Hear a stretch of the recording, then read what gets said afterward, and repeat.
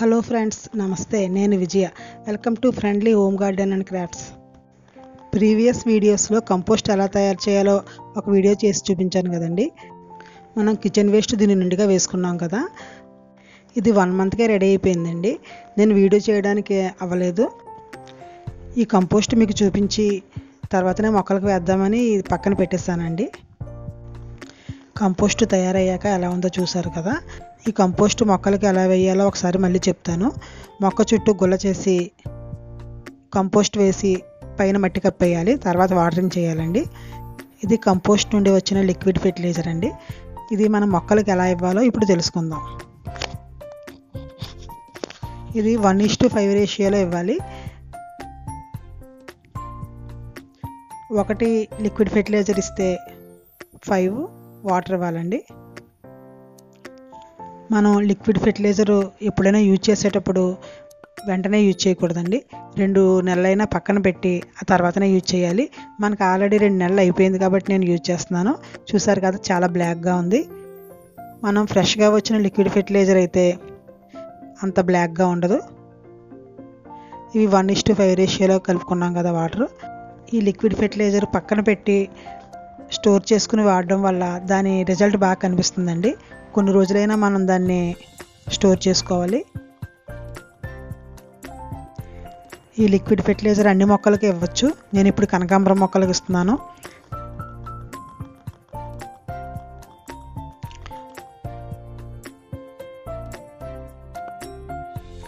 పండ్ల మొక్కలకు, తీగజాతి మొక్కలకు అన్నిటికీ ఇవ్వచ్చండి. ఏ లిక్విడ్ ఫెర్టిలైజర్ అయినా ఇచ్చేటప్పుడు నేలలో కొద్దిగా తడి ఉంటే బాగుంటుంది. నాకు కనకాంబరం మొక్కలు 9 కుండీలో ఉంటాయి. నేను లిక్విడ్ ఫెర్టిలైజర్స్, ఘనజీవామృతం ఇవన్నీ రెగ్యులర్గా ఇవ్వడం వల్ల నాకు ఫ్లవరింగ్ బాగుంటుంది.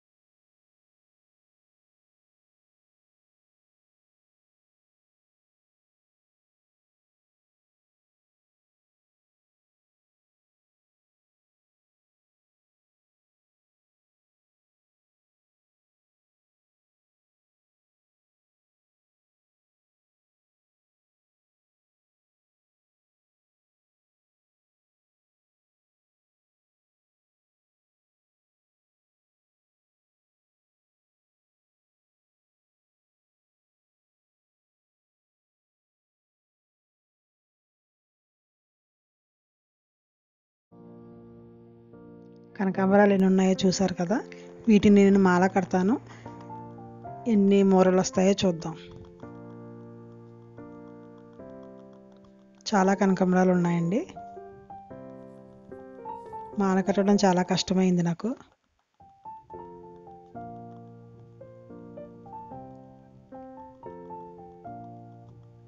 Thank you.